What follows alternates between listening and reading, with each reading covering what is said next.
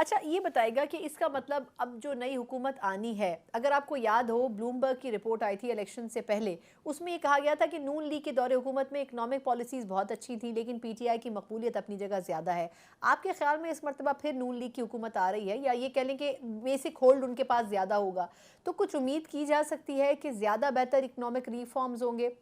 دیکھیں بنیادی طور پہ جو پہلا چیلنج ہے، میں سمجھتا ہوں کہ ہم پہلے 3 ماہ کی اگر بات کریں تو مارچ میں اگر حکومت بنتی ہے تو سب سے پہلا چیلنج تو یہ ہے کہ جو موجودہ آئی ایم ایف کا پروگرام ہے جو کہ 12 اپریل کو ختم ہو رہا ہے، اس کا لاسٹ ریویو رہتا ہے، اس کو کنکلوڈ کرنا ہے۔ دوسرا چیلنج یہ ہے کہ آئی ایم ایف کے ساتھ ایک نیا پروگرام نیگوشیٹ کرنا ہے بجٹ سے پہلے۔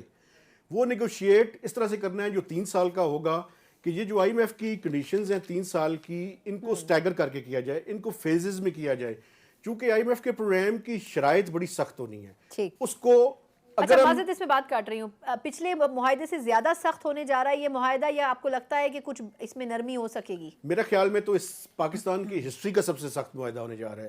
اس کی بنیادی وجہ یہ ہے کہ ہمارا گیپ چونکہ بڑا ہے، آئی ایم ایف سے ہمیں اسپیشل ریکویسٹ کرنی پڑے گی کہ پروگرام کا سائز جو ہمارا کوٹا ہے اس سے بڑھا کے ہمیں دیں۔ اس کے لیے پاسبلٹیز ایکسپلور کرنے کی ضرورت ہے۔ ایک اور بات ہے جو میں سمجھتا ہوں بڑی کروشل ہے، وہ یہ ہے کہ کہیں آئی ایم ایف یہ شرط عائد نہ کر دے کہ آپ کے جو بائیلیٹرل کریڈیٹرز ہیں جس میں چائنا اور سعودی عرب ہیں، ان سے ڈیٹ کو ریسٹرکچر کروا کے لائیں۔ یہ ایک میجر ایشو ہو سکتا ہے، چونکہ سری لنکا کے کیس میں بھی ایسے ہی ہوا تھا کہ ان کو یہ کہا گیا کہ آپ ریسٹرکچر کروا کے لائیں، جب وہ ڈیلے ہوا تو وہ ڈیفالٹ کر گیا تھا۔ اس کے ساتھ ساتھ پھر آئی ایم ایف کا پروگرام کی روشنی میں اگلا بجٹ پیش کرنا اور اس بجٹ کو پاس کروانا، یہ تو اگلے 3 ماہ کی چیزیں ہیں جو ہم نے کرنی ہے، اور پھر اس پروگرام پہ اگلے 3 سال تک عمل درآمد بھی کروانا ہے۔ اچھا لیکن مہتاب صاحب آپ کے خیال میں ویسے یہ جو گورنمنٹ آئے گی اس کے لیے کتنے سال زیادہ کروشل ہوں گے؟ ہم نے آئی ایم ایف ایگریمنٹ تو لے لیا، ایک تو یہ کہ یہ کیا 2 سال پر محیط ہوگا یا 3 سال پر ہوگا، یہ بھی ذرا بتائیں، اور دوسرا یہ کہ کیا اس کے بعد پھر ہمیں کسی اور پروگرام میں جانا پڑے گا، یعنی یہ ہمارے لیے کبھی بھی ایک وکشت سائیکل ہو جائے گا، ہم اس سے نکل نہیں سکیں گے؟ دیکھیں بنیادی طور پر یہ جو اگلا پروگرام ہے یہ 3 سال کا ہوگا۔ ٹھیک، اس میں پہلے کوئی 2 سال تو انتہائی ٹف ہوں گے، چونکہ اس میں آئی ایم ایف کی کوشش یہ ہوگی کہ ہم اس سے اکانومی کی لینگویج میں کہتے ہیں فرنٹ لوڈڈ پروگرام کرنا۔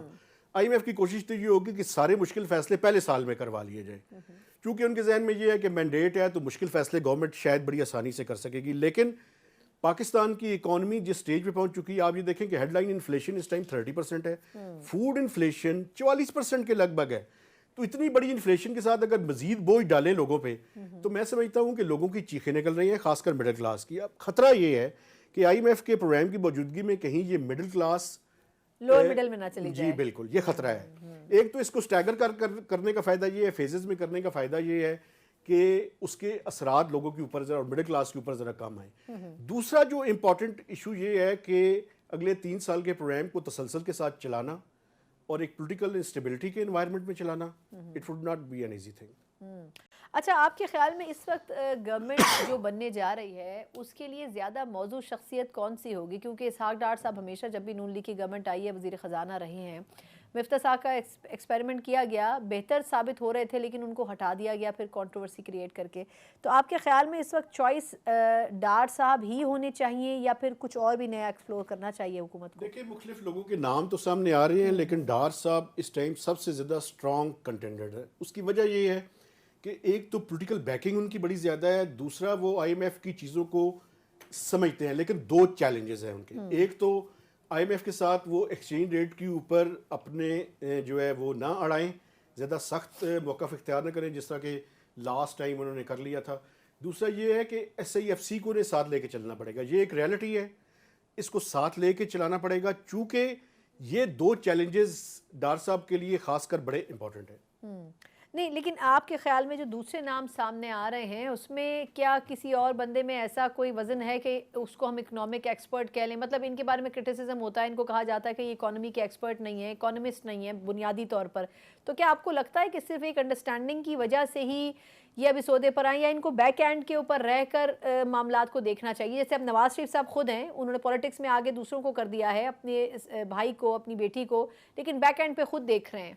میرا خیال یہ ہے کہ ڈار صاحب کا ایک ایڈوانٹیج یہ ہے کہ ان کا بیک گراؤنڈ میں کافی ایکسپیرینس ہے، آئی ایم ایف کے ساتھ کافی طرح وہ ڈیل کر چکے ہیں، پھر پولیٹیکل سائڈ کو بھی انہیں ڈیل کرنا آتا ہے. باقی جن لوگوں کے نام سامنے آ رہے ہیں وہ بینکرز ہیں, وہ بھی اس کو پرفارم کر سکتے ہیں, لیکن پھر ایک چیلنج ہوگا. بینکرز میں ہمارا ایک ماضی رہا ہے نا, شوکت ترین صاحب اور اس قسم کی شخصیات, وہ کوئی کامیاب تجربے نہیں ثابت ہوئے.